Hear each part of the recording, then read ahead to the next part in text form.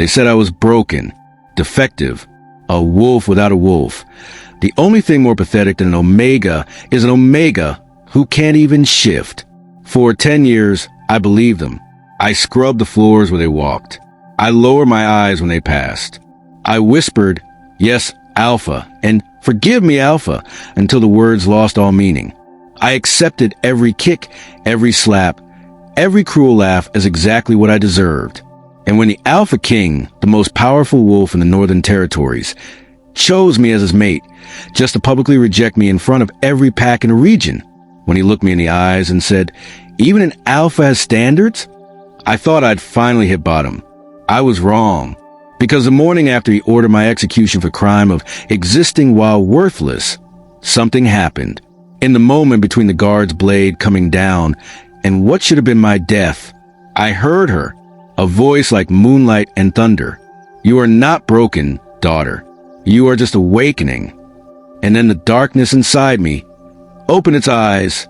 They were white as snow and hungry for justice. Chapter 1, The Omega's World. The blood won't come out. I've been scrubbing the same stone for 20 minutes. My knees aching against the cold floor of the great hall. My fingers raw and cracked from the lye soap. The dawn light hasn't even touched the windows yet. But I've been here since the wolves stopped howling, since the punishment ceremony ended and everyone else went to their warm beds. Everyone else gets to sleep. Omegas clean up the mess. The blood is Delta Marcus's. Was Delta Marcus's. He challenged someone above his station, a beta, I think, and lost badly. They made an example of him in front of the entire pack. And now there's a dark stain spreading across the ceremonial stones that no amount of scrubbing will lift. But I'll try anyway, because if it's still here when Alpha King Theron wakes, someone will pay for it. That someone is always an Omega. That someone is usually me. My stomach growls, a sharp reminder that I haven't eaten since yesterday morning. The kitchens won't open for another 2 hours, and even then, Omegas eat last. If there's anything left, there usually isn't. I've gotten good at ignoring hunger, at ignoring the constant ache in my muscles, at ignoring the way my body has started to feel like something I'm trapped inside rather than something that belongs to me. 10 years. 10 years since my first shift ceremony, when I stood in front of the entire pack and waited for my wolf to emerge. 10 years since nothing happened. 10 years since Alpha King Theron, newly crowned and eager to prove his strength, declared me wolfless, defective, a stain on the Ironpaw bloodline. 10 years since my parents walked away and never looked back. I sit back on my heels, study my work. The stain is lighter but still visible. It'll have to do. My hands shake as I wring out the rag. Pink water dripping back into bucket. I'm so tired I could cry, but I learned years ago that tears change nothing. They just give the higher ranks something else to mock. You're up early. The voice makes me flinch. I scramble to my feet, nearly knocking over the bucket, my head automatically bowing. I don't need to look up to know who it is. Beta Kale Stormwind has a particular way of moving. Quiet for someone so large, like he's trying not to take up space he's absolutely entitled to. Beta Kale. My voice comes out hoarse. Forgive me. I was just finishing. You're always finishing. There's something in his tone I can't identify. Not quite pity, but not cruelty either. It makes my chest ache in a way I don't understand. When did you last eat? The question is so unexpected that I actually look up, meeting his eyes for a fraction of a second before remembering myself and dropping my gaze back to the floor. That fraction was enough to see concern there. Real, genuine concern. It's dangerous. I'm fine, Beta. Thank you for your... Something presses into my hand. Warm, soft. I glance down and see half a roll, still steaming. The kind they serve in the Alpha's dining hall. The kind Omegas never see. Take it, Kale says quietly, and get out of sight before. Well. The new voice is cold, sharp as a blade. How touching. Delta wolves. 3 of them, emerging from the shadows near the entrance. I recognize the leader, Delta Rowan, one of Theron's favorites. The kind of wolf who's climbed ranks by being crueler than necessary. His eyes move from the bread in my hand to Kale's face, and his smile is poison. Feeding the Omega, Beta? That's against protocol. Resources are allocated by rank, not charity. Rowan takes a step closer. Or perhaps you're developing inappropriate attachments? I was disposing of scraps. Kale says, his voice level but his shoulders tense. The kitchen's asked me to. Don't insult us. Rowan's hand shoots out, snatching the bread from my grip and crushing it in his fist. Crumbs fall to the floor. I just cleaned. You know the rules. Omegas earn their meals through service. Adequate service. His eyes rake over me with disgust. And she's never adequate.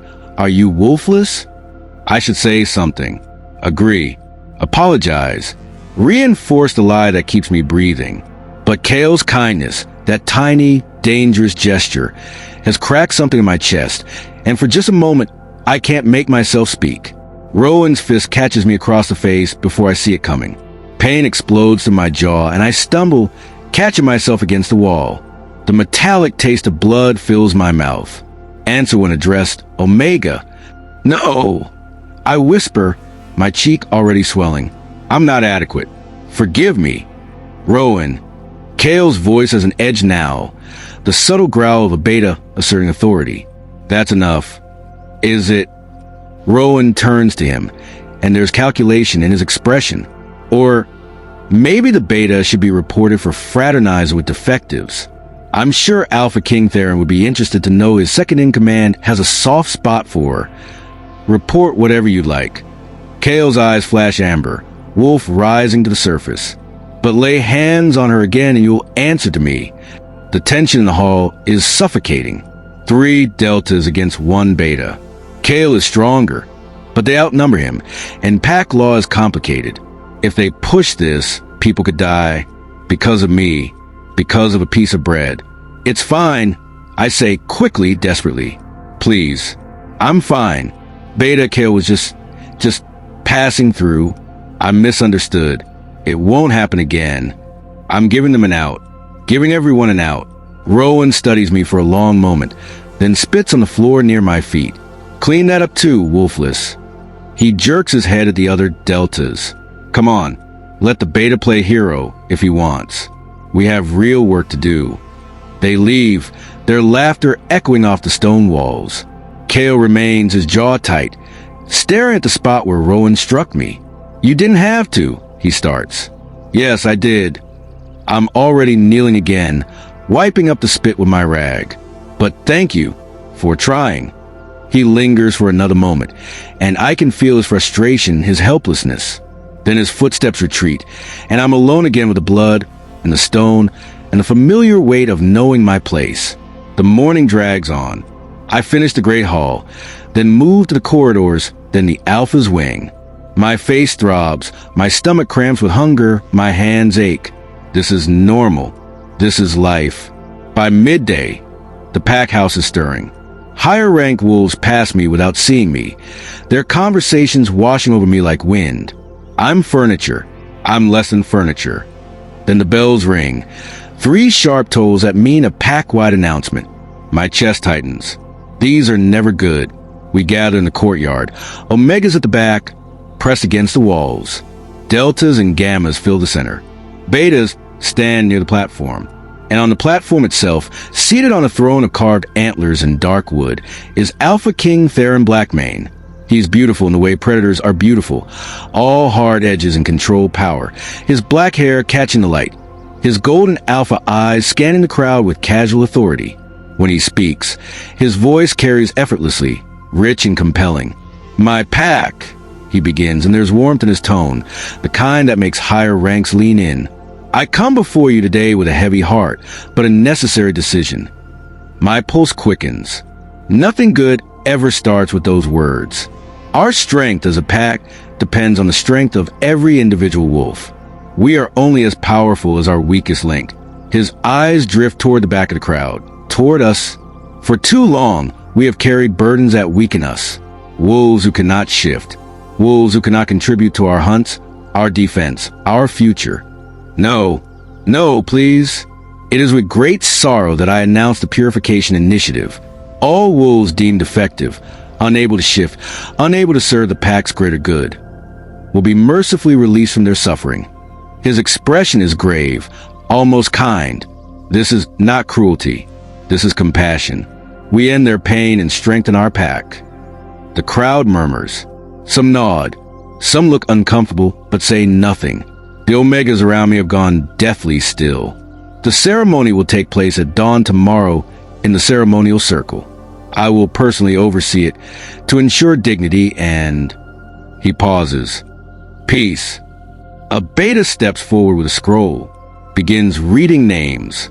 12 names. Mine is the 7th. The world tilts.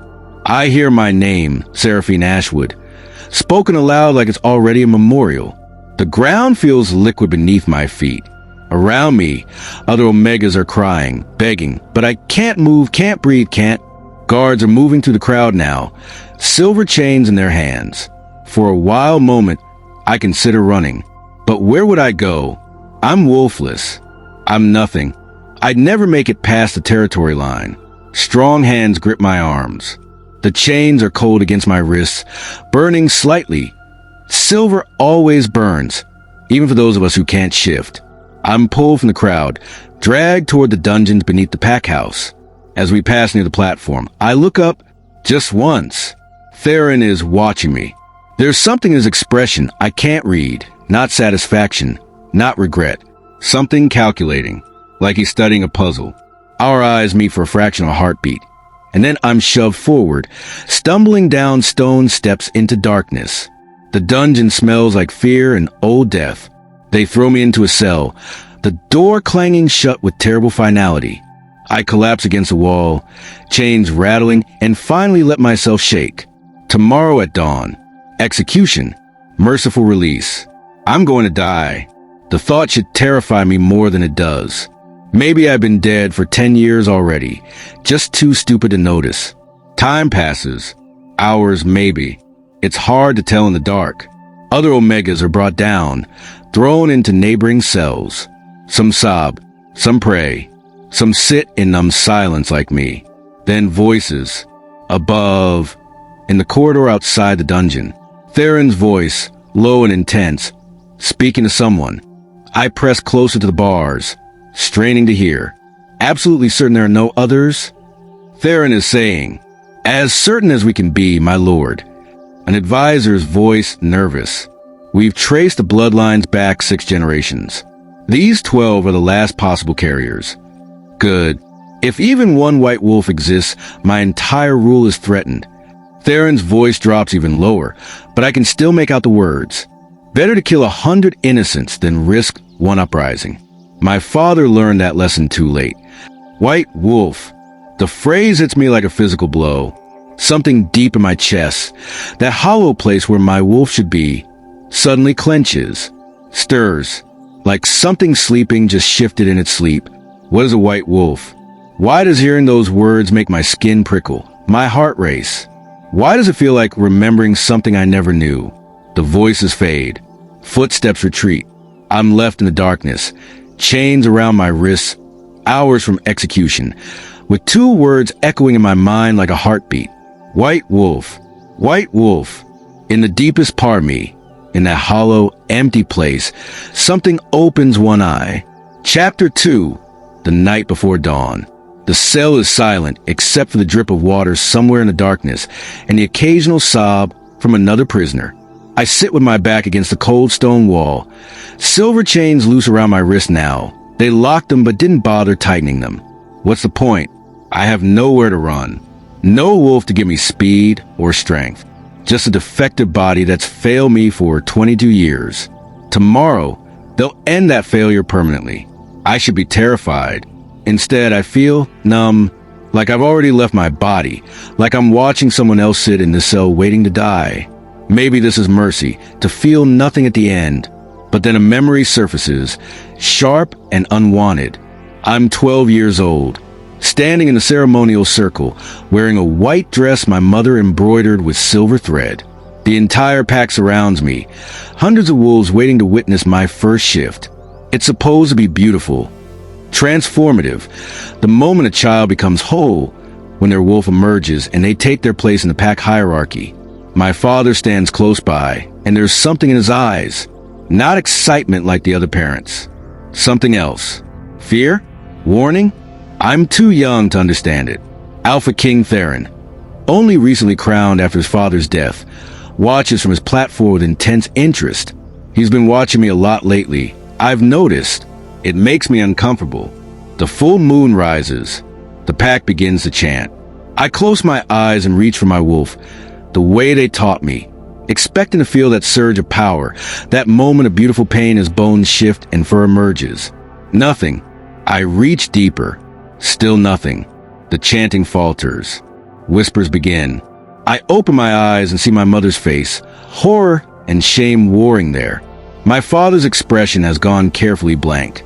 Theron stands, walks down from his platform, circles me slowly, like a predator assessing prey. Nothing, he asks, his voice carrying across the silent circle. I can't. My voice is so small. I don't understand. I can feel something, but it won't. Defective. The word falls like a blade. Theron's golden eyes are cold, satisfied almost. The wolf is not there. She is hollow, wolfless. He turns to address the crowd. A unfortunate occurrence, but not unheard of. The bloodline has weakened. The girl is incomplete. I watch my mother turn away.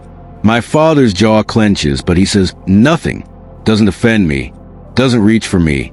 And my sister Mira, 16 and already a promising Delta, takes 3 steps back, creating distance, choosing her future over her blood. That's the night I learned what I was worth. Nothing. The memory fades, leaving me hollow all over again.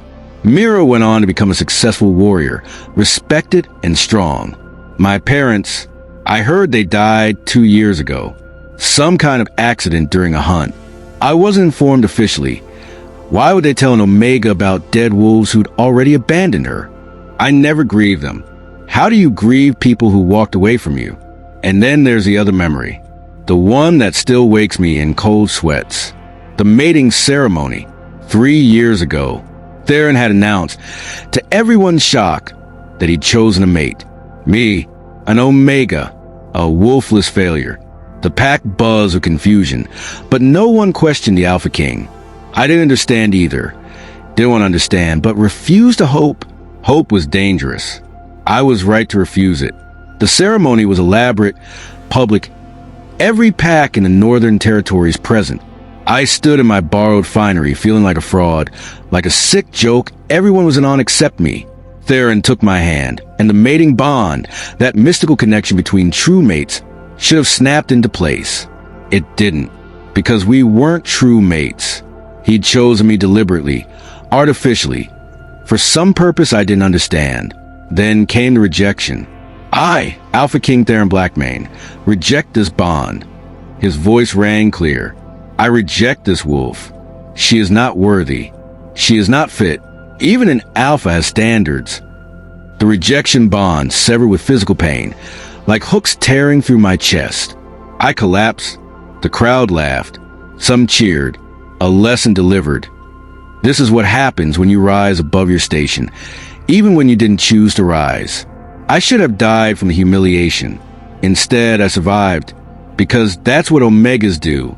We survive indignities that should kill us, and we keep scrubbing floors and bowing our heads and pretending we don't bleed.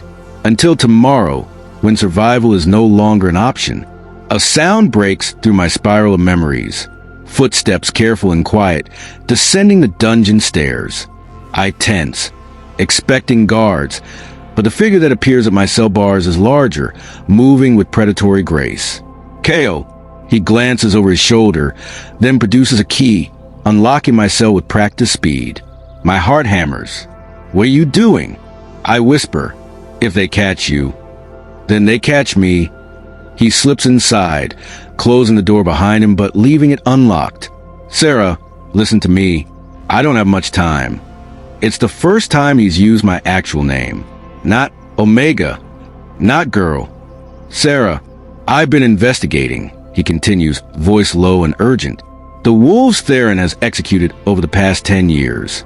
Dozens of them, all Omegas or low-ranking wolves, all declared defective, but they're not random. They're all from specific bloodlines, old families, Ancient lines connected to the first packs. I don't understand what that. Your father was Aldrich Ashwood. Kale's amber eyes lock onto mine. Do you know what that name meant? I shake my head. My father never spoke of his family history. After my failed shift, he didn't speak to me at all. The Ashwood line is old, one of the oldest, and there are legends, Sera, stories about wolves blessed by the moon goddess herself. White wolves, they're called. Wolves who could challenge corrupted alphas, who held power beyond normal pack bonds. That phrase again. White wolf. The hollow place in my chest clenches. Legends aren't real, I say, but my voice wavers. Theron believes they are. He's been systematically eliminating every bloodline that might carry the trait. You're a failed shift. What if it wasn't failure? What if something was suppressed? Hidden. Hope is a vicious thing. It sinks teeth into my chest and won't let go. That's insane. I would know. I would feel. Would you? Kale leans closer. If you spent 10 years being told you were nothing, being beaten down, broken, taught to believe you were hollow, would you recognize power if it had been locked away inside you? I want to believe him. Gods! I want to believe him so badly it physically hurts. But I can't. I can't survive another disappointment, another humiliation. Even if that were true, I whisper, it doesn't matter. Tomorrow, I can get you out.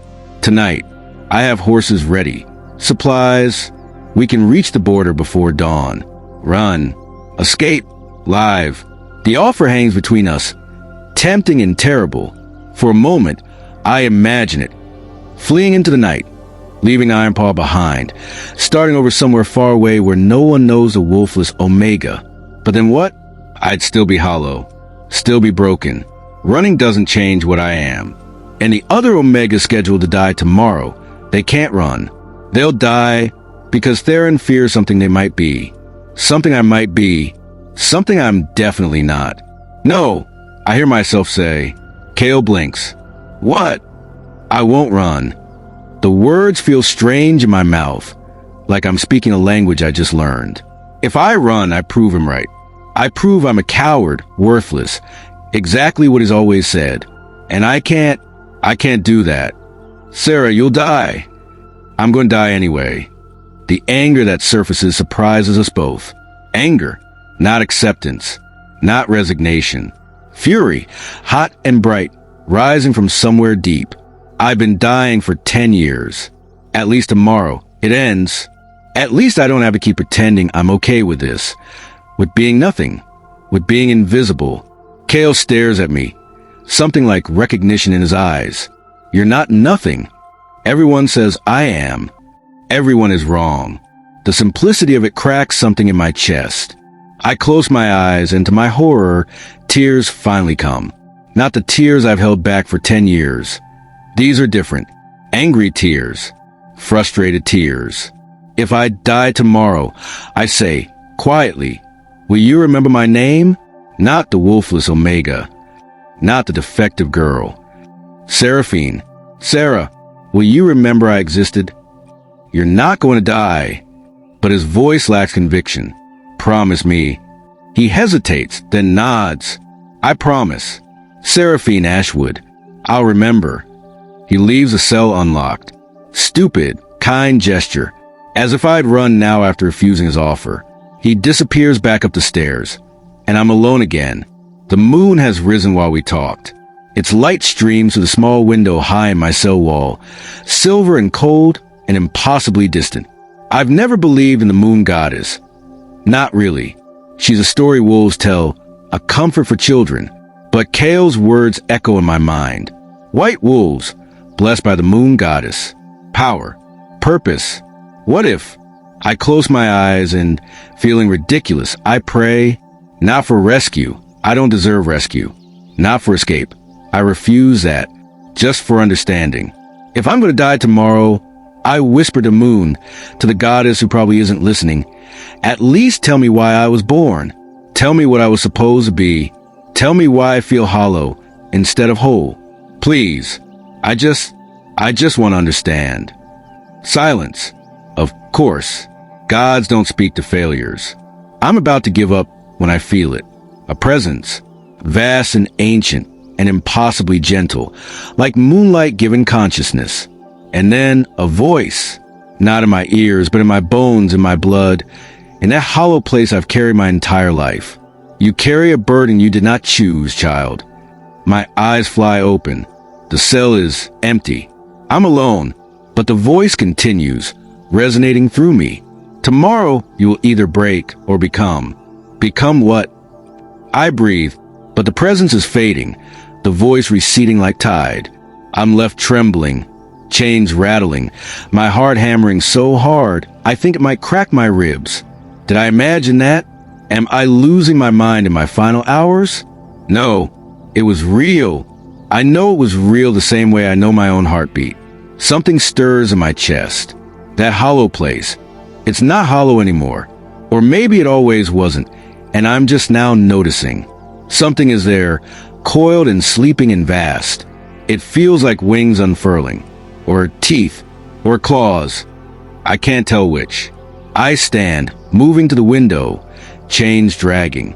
The moon is full tonight, massive and bright, hanging in the sky like a watching eye. And I could swear, gods, I could swear it's looking back at me, seeing me, really seeing me, not the broken Omega everyone else sees, but something else, something true. What am I? I ask the moon. It doesn't answer, but that presence in my chest shifts again, settling deeper, and for the first time in 10 years, I don't feel quite so alone in my own skin. Exhaustion finally claims me. I collapse onto the cell stone bench, chains clanking, and close my eyes. Sleep comes quickly, probably because I've been awake for over 30 hours, probably because my body knows it might be the last sleep I ever get. I dream. In the dream, I'm running through a forest under a full moon, but I'm not human. I have 4 legs, powerful and swift. I have fur, white as fresh snow, glowing faintly in the moonlight. I have claws that tear through earth, teeth that could rend flesh. I have a wolf. I am whole. The dream forest stretches endlessly, and I run with pure joy, with freedom I've never known. Other wolves run beside me, silver and gray and brown. But they're following me. I'm leading the pack. Then the forest parts, and I see him, Theron, standing in human form, face twisted with rage and fear. He raises a hand, and I should stop, should submit, should bow like I've always bowed. Instead, my dream wolf snarls and lunges. I wake gasping, dawn light creeping through the window. My hands are shaking, but not with fear, with anticipation. Today I die, or I become. The moon is gone now, replaced by sun, but I can still feel it watching. Still feel that presence in my chest, no longer hollow. Guards' footsteps echo down the corridor. It's time. Chapter 3. The Execution and the Awakening. They come for us at dawn. The guards move methodically from cell to cell, unlocking doors, dragging out the condemned. Some Omegas go quietly, resigned. Others scream and beg. One fights, landing a solid punch before 3 guards beat him unconscious and drag him anyway. I walk, head up, chains clinking with each step. If I'm to die, I'll do it on my feet. The journey from dungeon to execution ground takes minutes that feel like hours. Through the pack house corridors where I've scrubbed so many floors. Past the great hall where I've cleaned so much blood. Out into the courtyard where early morning light turns everything gold and beautiful. Cruel that my last sight of the world should be so lovely. The ceremonial circle lies beyond the pack house, deep in the forest clearing where ancient stones stand like broken teeth jutting from the earth. Runes cover them, carved by wolves dead for centuries. This is where we hold our most sacred ceremonies. First shifts, mating bonds, alpha challenges, and now executions. The crowd is already gathered. Hundreds of them, packed around the stone circle in a loose amphitheater. I scan their faces and see excitement, boredom, satisfaction. This is entertainment to them. A spectacle. The cleaning away of defective parts. I see Mira in the crowd, my sister standing with the Delta Wolves. Our eyes meet for a fraction of a second. She looks away first. Of course she does. But then I see Kale, standing with the other betas near the front. His face is carved from stone, expression carefully neutral. but his hands are clenched into fists at his sides. He meets my eyes and holds them. A small rebellion, that eye contact, an acknowledgement. I nod just slightly.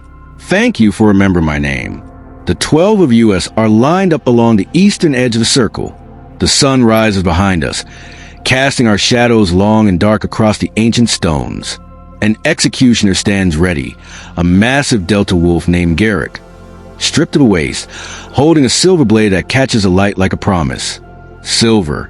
It burns all wolves, but it kills cleanly. Mercy, they call it. The Alpha King's platform sits at the circle's northern point. Normally, Theron doesn't attend Omega executions. They're beneath his notice. But this morning, he's here, seated on his portable throne, watching with intense focus. He's looking for something, waiting for something, looking for white wolves. I realize, waiting to see if any of us transform in our final moments. Kale was right. This is genocide dressed as house cleaning. A pack elder steps forward to officiate. His voice carries across the clearing, formal and detached. We gather in the sight of the moon goddess to witness the merciful release of those who cannot serve the pack's greater good. May their suffering end. May the pack grow stronger. The crowd murmurs approval. Ritual words, emptied of meaning. Let begin. Garrick moves to the first Omega in line. A young male, barely 19, who worked in the kitchens. I don't know his name. I should know his name. Any last words? Garrick asks. It's protocol, not genuine interest. The boy shakes his head. He's already crying. Kneel. He kneels. The blade comes down. Swift. Clean. The boy's body crumples, and 2 guards drag it away to the side. First of 12. My stomach turns, but I don't look away. I owe them that much.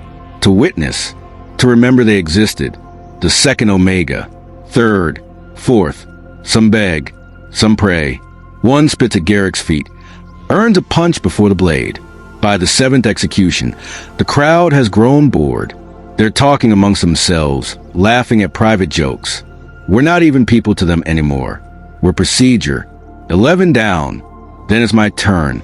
Garrick turns to me, and there's something almost apologetic in his eyes. He never beat me like some guards did. Small mercy. Last in line. He says quietly, any word, Seraphine? I'm shocked he knows my name, but I shake my head. What would I say? The truth? That I still don't understand why I was born hollow, why I failed, why I deserve this. That I had a dream last night of running with claws and teeth? Kneel! I start to lower myself to the ground, chains heavy on my wrists. Wait! Theron's voice. The entire clearing goes silent. The Alpha King stands, descending from his platform with measured steps. He crosses the circle until he's standing directly in front of me, so close I can smell his scent, pine and dominance and something darker underneath. Fear. He's afraid. Has been afraid. That's why he's here. The Wolfless girl dies last, he says, loud enough for everyone to hear. His golden eyes bore into mine. Poetic, don't you think? You should have died at your first shift. Saved everyone the trouble of carrying you for 10 years.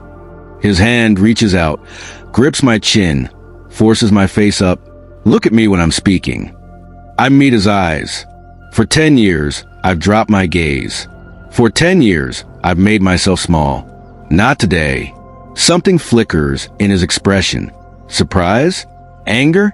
Defiant at the end. He releases my chin with a dismissive shove. How brave.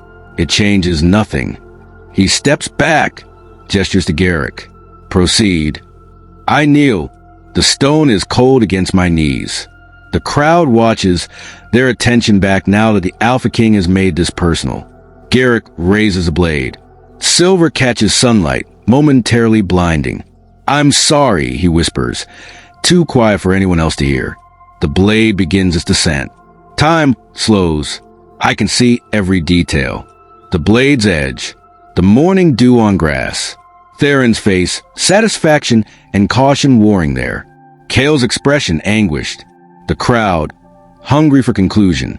And then, the hollow place in my chest doesn't just fill, it explodes. Power erupts from somewhere so deep I didn't know existed, rushing through every vein, every nerve, every cell. It's agony and ecstasy, breaking and becoming, death and birth happening simultaneously. A howl rips from my throat, but it's not my voice.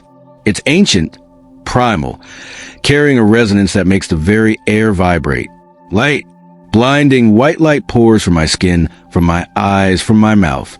I'm burning from the inside out, but I'm not dying. I'm shifting. Bones crack and reform. Muscles tear and rebuild. Skin splits and fur emerges. White as fresh snow, glowing faintly with its own luminescence. My hand becomes paws, massive and clawed. My face elongates, jaw filling with teeth designed to rend. The silver chains around my wrists snap like thread. The blade, Garrick's executioner's blade, stops mid-swing, deflected by pure force, the shockwave from my transformation throwing him backwards. He crashes into the stone circle 10 feet away, blade clattering from his grip. I'm on 4 legs. I'm whole. I'm a wolf. The silence is absolute.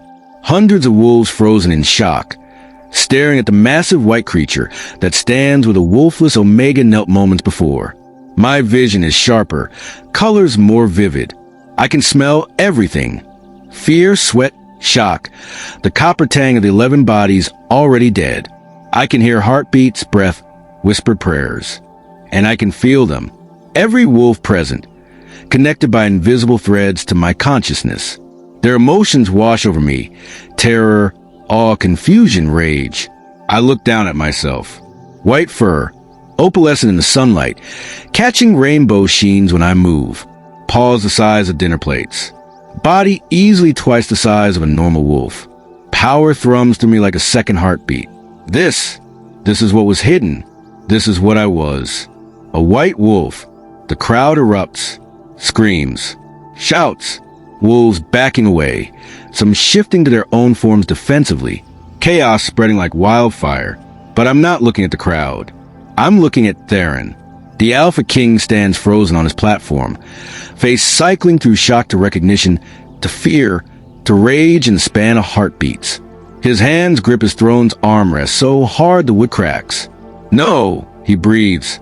Then louder, and oh, this is impossible. I made sure. He made sure. He knows what I am, knew what I could be, feared it enough to try to prevent it. Our eyes lock. For 10 years, I've lowered my gaze before alphas. Before him, my white wolf holds a stare and I feel it, an ancient authority older than pact bonds, older than hierarchies. It rolls off me in waves, making deltas in the crowd drop to their knees involuntarily, making betas bare their throats without meaning to. Even Theron feels it. I see him fight the urge to bow. His alpha will battling something deeper, more primal. He breaks first, looks away. Victory tastes like lightning on my tongue. Guards. Theron's voice cracks like a whip. Silver chains. Bring silver chains now. Guards scramble to obey, but they're terrified, moving too slowly. I could run, could flee into the forest, could escape, but I don't move, because for the first time in my life, I'm not afraid. Guards surround me, trembling, holding silver chains with shaking hands. The silver will burn me even in this form, weaken me enough to contain. I know this. I let them approach. Kale's voice cuts through the chaos. Stand down. She hasn't attacked anyone. She's an abomination. Theron roars. A monster that should have been destroyed years ago. Monster. The word should hurt. But it doesn't, because I've seen his face. I've seen his fear. I'm not the monster here. Guards loop chains around my neck, my legs, pulling tight. Silver burns like acid against my fur, weakening my limbs. I don't fight. Not yet. I need to understand this power first. Need to learn control. But I don't lower my head. Theron descends from his platform, crossing to where I'm chained and surrounded. He stops just outside striking range, studying me with hatred and calculation. The last white wolf, he says quietly, meant only for my ears. My father was killed by your father. Did you know that? Aldrich Ashwood, the self-righteous guardian who decided our alpha was too cruel, too corrupt. He challenged my father and won. left our pack in chaos. His lip curls. I swore no white wolf would ever threaten my rule. I've spent 10 years hunting your bloodline, making sure you'd never awaken. But somehow, he leans closer, voice dropping to a venomous whisper. You survived. A mistake I'll correct. I can't speak in this form, but my eyes say everything. You're afraid. You should be. Take her to the reinforced cells. Theron commands. Triple guard. No one sees her. No one speaks to her. If she shifts back to human, chain her again immediately. He raises his voice, addressing the crowd. This changes nothing. This creature is not a blessed guardian. It's a curse. A demon wearing wolf skin. My father died to protect us from these monsters, and so will I. Lies. Spinning narrative even now. But some in the crowd are nodding, believing. Others aren't. I see doubt in their faces. Questions forming. The guards drag me away, silver burning with every step. I'm weak, shaking, the transformation and the chains taking their toll. My wolf form begins to waver, unstable. I catch Kale's eyes one last time. He's staring at me with wonder and fierce determination. He mouths something. Seraphine. My name. He remembered. And then the shift reverses, sudden and painful. Fur recedes. Bones crack back to human shape. I collapse to the ground. Naked and trembling, guards scrambling to cover me and add more chains. But I felt it. The power. The truth. I'm not broken. Never was. I'm a white wolf. And Theron is right to be afraid. As they drag me back to the dungeons, different cells, deeper, darker, reinforced, I hear his voice echoing across the clearing. Double the executions. Any Omega who shows signs of shifting ability dies immediately. We will not harbor these monsters. He's panicking, escalating. Good, let him panic. Because I'm awake now, and I'm hungry for justice. Chapter 4, Cave's Legend. Pain wakes me. Silver burns against my wrists, my ankles, my throat. The chains are everywhere, wrapped around me like a cocoon, each link pressing into bare skin. I'm human again, naked except for the rough blanket someone threw over me, and every inch of my body screams in protest. But I'm healing. I can feel it happening impossibly fast. The burns from the silver should be festering, blistering. Instead, they're already scabbing over, new skin forming beneath. Bruises from the guard's rough handling fade from purple to yellow to nothing in the span of minutes. White wolf regeneration. Another gift I never knew I had. I force my eyes open. The cell is different from before. Smaller, deeper underground. The walls reinforced with what looks like solid iron. No window. Just a single torch burning in a sconce outside the bars, casting flickering shadows. The air smells like old stone and fear and something else. Desperation. This is where they keep the truly dangerous. I shift slightly and the chains rattle. The sound echoes in the small space, mocking. I'm awake. I'm powerful. And I'm still a prisoner. How long have I been unconscious? Hours? Days? My stomach growls, answering that question. At least a day, maybe more. No one's brought food or water. Maybe they're hoping I'll die of thirst before they have to decide what to do with me. But I won't die. Not anymore. My wolf is too strong for that. I close my eyes and reach inward, searching for her. The white wolf that exploded from my chest. She's there, coiled in that space that used to feel hollow. Not separate from me, but part of me. Like discovering a limb I never knew existed. We're real, I think at her. A sense of amusement ripples back. We were always real human self. You were just too broken to see. The voice isn't quite words, more like instinct and emotion shaped into meaning. But it's clear. My wolf is conscious, aware, and apparently has opinions about my previous state of mind. You didn't exactly help. I think back. You could have emerged any time in the last 10 years. You didn't believe you deserved me. Belief matters for our kind. Our kind. White wolves. Legends I thought were myths. What am I? Footsteps interrupt my internal conversation. Multiple sets, moving quickly down the corridor. I tense, expecting guards, expecting Theron. Instead, a familiar figure appears at the bars. Kale. He's alone, breathing hard like he ran here, and he's carrying something wrapped in cloth. His eyes scan the cell, landing on me, and relief floods his face. Thank the moon goddess. I wasn't sure you'd. He trails off, taking in the silver chains, the burns, the state of me. Shouldn't you be staying far away from the dangerous monster? My voice comes out hoarse, cracked from disuse. You're not a monster. He produces a key, different from before, newer, and I'm done pretending I don't see what's happening here. The lock clicks. He slips inside, closing the door behind him but leaving it unlocked. A calculated risk. If we're caught, he dies too. I brought water, food, and... He unwraps the cloth, revealing a leather-bound book so old the pages are yellowed and brittle. Information. I drink first. The water is cold, clean, and I nearly sob with relief as it soothes my raw throat. The food is simple, bread, cheese, dried meat, but I devour it like it's a feast. Kale waits patiently, watching the corridor for any sign of guards. How long? I ask between bites. 2 days. You've been unconscious for 2 days. Theron's had the entire pack on lockdown, spreading the story that you're a demon, a curse. He's executed for more omegas, since you're awakening, looking for more white wolves. Guilt twists my stomach. For more deaths because of what I am. Don't.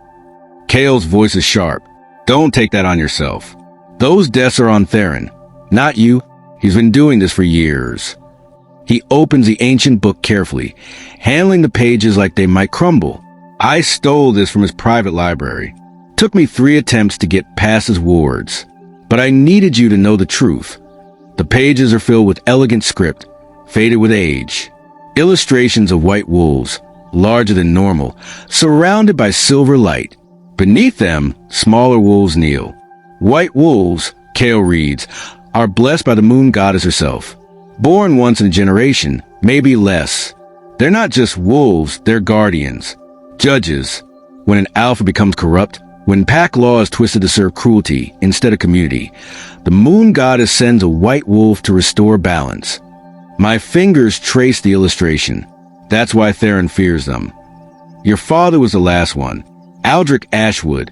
200 years of silence, and then he awakened 30 years ago. Theron's father, Alpha King Maddox, was... Kale hesitates. According to this, he was a tyrant, killed for sport, kept wolves as slaves. Your father challenged him under the old law. Trial by combat witnessed by the moon, and won. Theron said his father died protecting the pack from monsters. Theron rewrote history. Kale flips pages. After your father killed Maddox, he could have taken the throne. White wolves have that authority. It's older than alpha bloodlines, transcends pack hierarchy. But he didn't want to rule. He just wanted justice. He left the territory, went into exile with his mate, with your mother. My throat tightens. They were murdered. Theron killed them. Yes, when you were 12, the same night as your first shift ceremony. Kale's eyes are grave. I think your father knew what you were. Think he tried to hide you, suppress your wolf to keep you safe. But when you turned 12, the shift would have come naturally. Theron must have found out, must have struck first. He killed my parents and bound my wolf.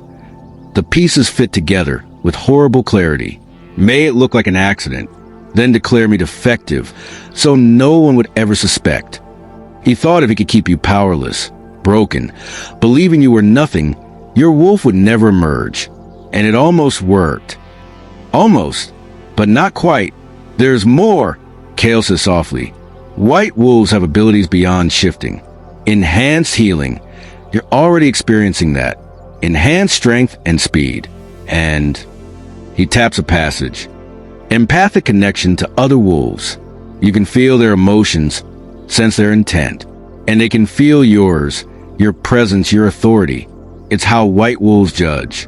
They broadcast truth, make it impossible for corrupt alphas to hide behind lies and manipulation. An empathic connection. That would explain what I felt during my transformation. All those wolves, their fear, and all washing over me. Can I control it? The book says it takes practice. But yes, and there's something else.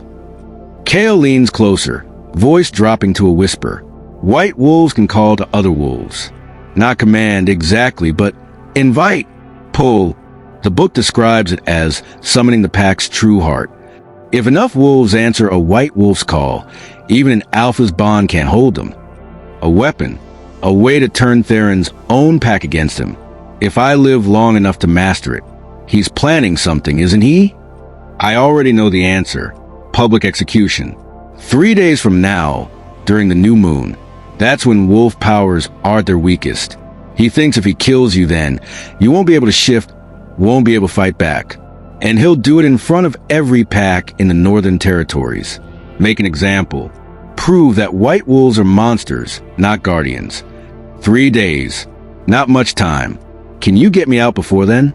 Kale's expression turned pained. I've tried. The cell is warded specifically against magical escape. The guards are tripled. And Theron himself comes down here twice a day to check on you. He's paranoid, terrified you'll escape. Then I need to convince him I'm broken, that I'll submit. Sera.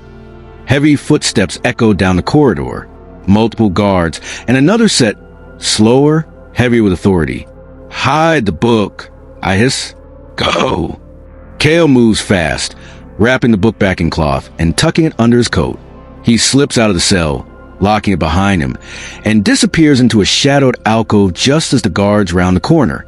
6 of them, all deltas, armed with silver weapons, and walking in their center, radiating cold fury. Theron, the Alpha King looks different than he did at the execution, less composed. His hair is disheveled, his golden eyes bloodshot like he hasn't slept. He's wearing casual clothes instead of his usual formal attire, and there are scratches on his hands. Fresh ones. He's been fighting, or training, preparing.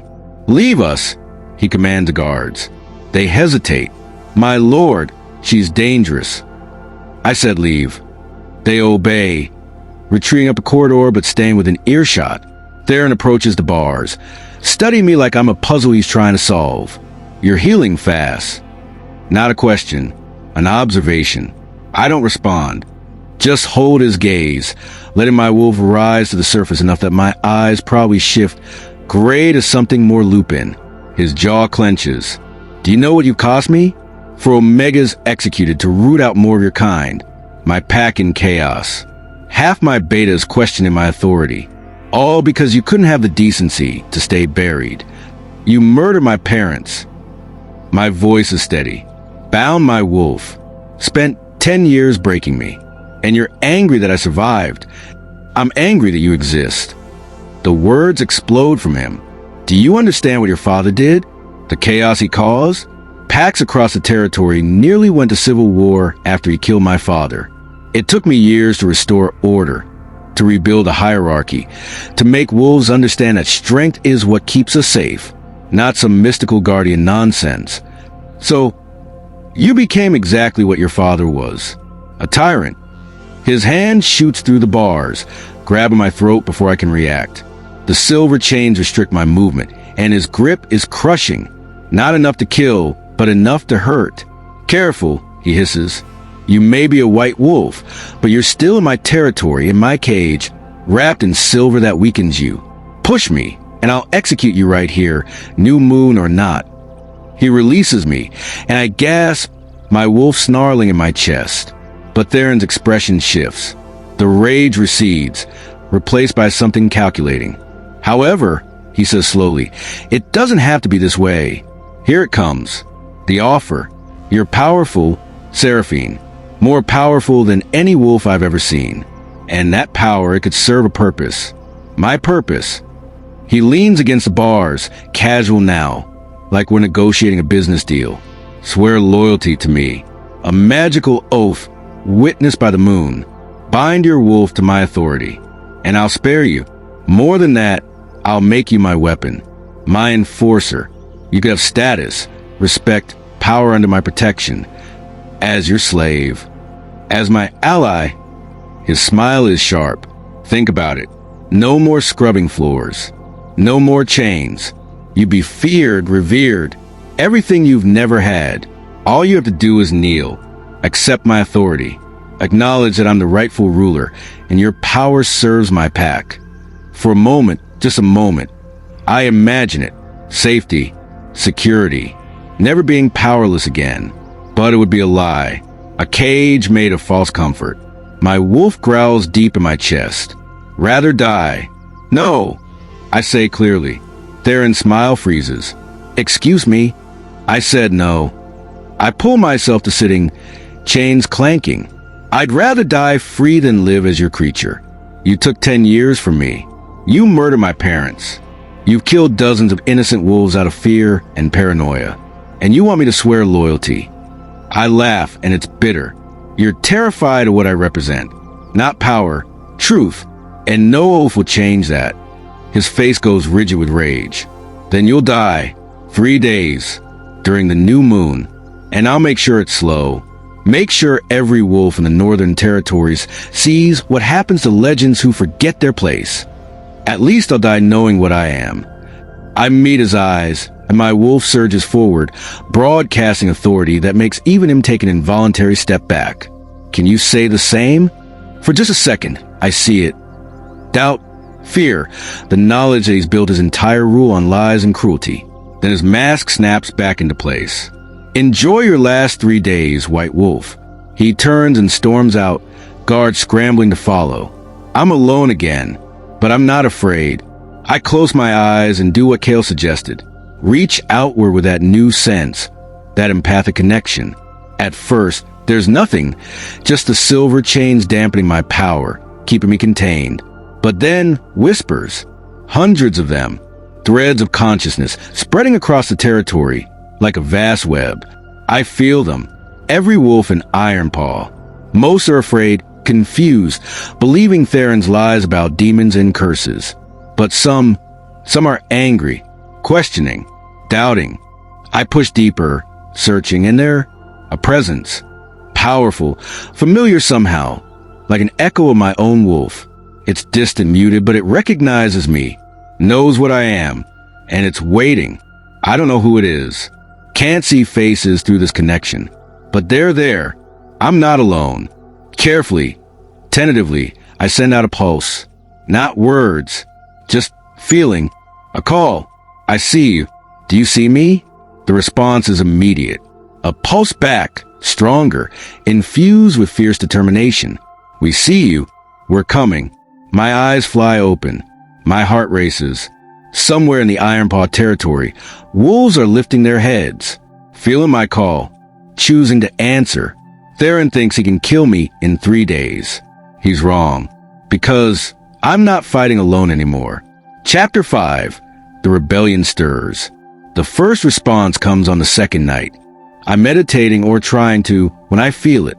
A deliberate pulse of emotion through that empathic web, answering my call from days ago. Then another. And another. Small sparks of defiance lighting up across the territory, like stars emerging at dusk. They're out there. Wolves who questioned Theron's narrative. Wolves who saw my transformation and recognized something true instead of monstrous. Wolves who are willing to fight. I'm still wrapped in silver, still locked in this reinforced cell, but for the first time since my awakening, I smile. Kale appears at dawn, moving with practiced stealth. He's brought more food, water, and news that makes my heart race. They're responding, he says without preamble. Your call. Wolves across the territory are reaching out to me, asking questions, wanting to help. I've been building a network for months. Omegas who've lost family to Theron's purges. Deltas who witnessed too much cruelty. Even a few betas who think he's gone too far. But they were scattered, afraid. Now, he grins, fierce and hopeful. Now they have something to rally around. Someone to rally around. How many? 40, maybe more by tomorrow. It's not enough to challenge Theron head-on. He commands 500 loyal wolves. But it's enough for a rescue operation. My breath catches. You're planning. Tomorrow night, they're transporting you to the main ceremonial grounds for the new moon execution. The route goes through the eastern forest, narrow path, limited visibility. We'll hit the transport, overwhelm the guards, get you out. His eyes are bright with determination. And then we run, get you across the border, somewhere Theron's authority doesn't reach. He'll hunt everyone who helps me. You know that. Let him try. Kale's hand covers mine through bars. I'm done watching innocent wolves die while telling myself there's nothing I can do. Your father stood up to the tyrant. It's time someone did it again. Before I can respond, footsteps echo down the corridor. Different from the guards, lighter, hesitant. Kale melts back into the shadows as a figure appears at the bars. Mira, my sister looks different than I remember. Older, harder. Her Delta warriors build evident even in casual clothes. But her eyes, gray like mine, are haunted. We stare at each other for a long moment. 10 years of silence stretching between us. You shouldn't be here. I finally say, I know. Her voice is rough. I shouldn't have a lot of things. If you're here to tell me to submit to Theron, save your breath. I'm here to apologize. That stops me cold. Mira steps closer to the bars, and I see tears tracking down her face. I abandoned you. At your first shift ceremony, I stepped away. Let them declare you defective. Let them treat you like refuse for 10 years. And I told myself it was necessary, that I was protecting you by keeping my distance. But the truth is... Her voice breaks. The truth is I was a coward. I chose status over family. And I've hated myself every day since. Mira, let me finish. Please. She takes a shaky breath. Our parents didn't abandon you. They tried to protect you. Mother came to me the night before your ceremony, told me that you were special, that you had to be kept safe. She made me promise to watch over you if anything happened to them. And then, her fists clench. And then they died. Hunting accident, Theron said, but I saw Mother's body. Saw the wounds. Those weren't from prey animals, Sera. They were from wolf claws. Alpha claws. My throat tightens. Theron killed them. I suspected, but I was 16, terrified, and suddenly alone except for a sister who'd just been declared worthless. So I made a choice. Myra's voice is bitter. I thought if I publicly rejected you, if I showed Theron I value pack hierarchy over blood, he might let you live as a servant, might let you survive even if you'd never be important. I thought... She laughs hollow. I thought I was saving you, but all I did was make your suffering worse. And I'm sorry. I'm so sorry. The apology I've wanted for 10 years. The explanation. And somehow, it hurts more than the silence did. You were 16, I say quietly, and scared. I understand. Don't forgive me yet. Mira pulls something from her belt. A silver key? Not until I've earned it. She unlocks the cell door. Kale told me about the rescue plan tomorrow. I'm in, whatever it takes. I won't abandon you again. If Theron finds out you helped me, then he finds out I'm done living as his loyal soldier while my sister rots in a cage. She meets my eyes and there's steel there now. I'm choosing family. Finally, I want to believe her, want to trust this. But 10 years of betrayal aren't erased by one conversation. My wolf, however, senses no deception. Just regret, fierce determination, love. Okay, I whisper. Okay. Mira reaches through bars and takes my hand. Her grip is strong, warrior rough. Tomorrow night, be ready. She leaves. Kale emerges from his hiding spot, a small smile on his face. See? You're not alone. But I still feel alone. Because the weight of what we're planning, what could go wrong, sits heavy on my chest. Tomorrow night, freedom or death? Probably both. The transport happens exactly as Kale predicted. 6 guards around iron cage wagon they've locked me in, still wrapped in silver chains. The new moon hangs invisible in the sky, and I feel its absence like a physical weight. My wolf is muted, sluggish, weakened by the lunar cycle and the silver. Perfect timing for an execution. Theron planned this well. We roll through the eastern forest, wheels creaking, guards alert but not overly worried. What threat could have chained weakened White Wolf pose? Then the attack comes. It's sudden, coordinated. Wolves burst from the trees on both sides, some in shifted form, some human with weapons. The guards barely have time to shout before they're overwhelmed. I recognize faces in the chaos. Kale, leading the charge with brutal efficiency. Mira, moving like the warrior she is, taking down a guard twice her size. Other Omegas I've seen around the pack house, finally showing teeth instead of submission. The cage door tears open. Hands reach for me, breaking the silver chains with tools designed for purpose. Move! Kale shouts. We have maybe 5 minutes before. Howls. Dozens of them, surrounding us on all sides. Theron's reinforcements. They pour out of the forest like a flood. 50, 60 elite guards, all shifted, all moving with the coordinated precision of trained killers. No, Kale breathes. How did he? Ambush, someone screams. And then it's carnage. Theron's forces hit us like a tsunami. The rebels fight back desperately, but they're outnumbered, outmatched. I see wolves I don't even know torn apart defending me. An Omega woman who smiled at me once in the kitchens, her throat ripped out by an Alpha guard. A Delta male who brought me water during my first shift humiliation, dragged down by 3 wolves, screaming. They're dying. For me. Sera, run. Mira tackles me, knocking me out of the way as a massive brown wolf lunges where I was standing. She shifts mid-tackle, her gray wolf intercepting the attacker. But I can't run. The silver has weakened me too much, and my wolf is barely responding in the new moon darkness. Kale fights his way to my side, human form, armed with a silver blade. He's bleeding from multiple wounds, but his eyes are fierce. Stay behind me.